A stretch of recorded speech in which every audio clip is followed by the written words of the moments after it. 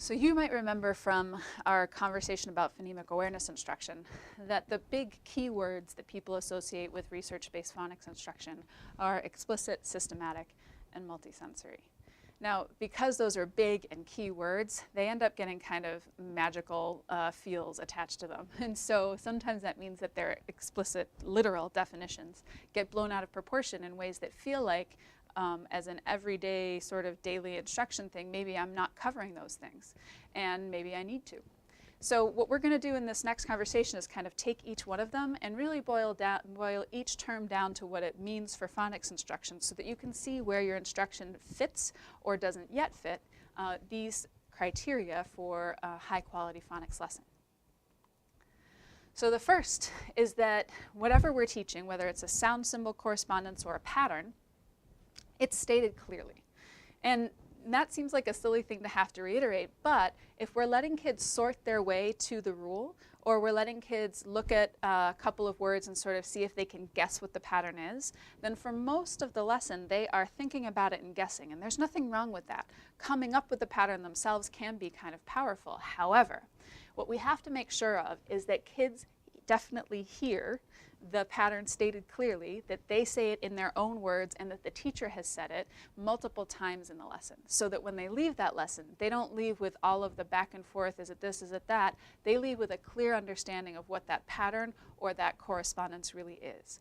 So if I were watching a phonics lesson, I would be watching and listening for, when does this teacher state the rule? When does the student state the rule? And do I make sure that I hear both of those things happen, probably more than once, in every lesson that I see?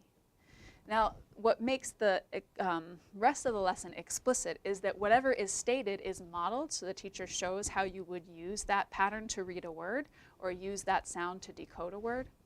And then it's scaffolded into practice with feedback. Now, scaffolded just means that we recruit lots of things to help us remember that pattern or that correspondence. And so we might recruit different senses, like we might have kids see, say, and write it. We might have kids see, say, and find it. But we're trying to get them to use a few modalities, so oral and aural, and use their sight and their hearing, and sometimes their sight and their hearing and their kinesthetic motion, so that they can remember those things more clearly. That works as a scaffold for that explicit, clearly stated information working its way into working in long-term memory. The practice is also a way to get it into working in long-term memory so that it's internalized and kids can call it up to use it as readers, which is the whole point. So we're looking for a couple of senses used, and do we have any sort of associations? So you can see in this picture is something, a material that's probably pretty commonly seen, that each of these patterns, these clusters, has a name, a word, and an image associated with it. Well, that's just a way to make sure that it's multisensory and associative. So just in that chart, we already have one sense going on, vision, and one association, the image, and actually, if you can see the little word in there, a cueing word, which is a second association. So you can see that we're trying to sort of make a network of associations that will support memory and recall.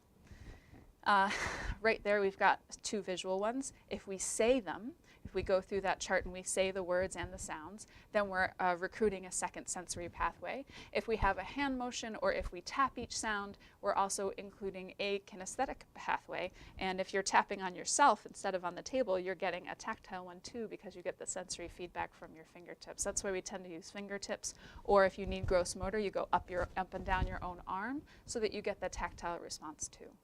So when people say, like, is your phonics instruction explicit? Well, you can sort of check for yourself. Is the rule or the pattern clearly stated in every lesson?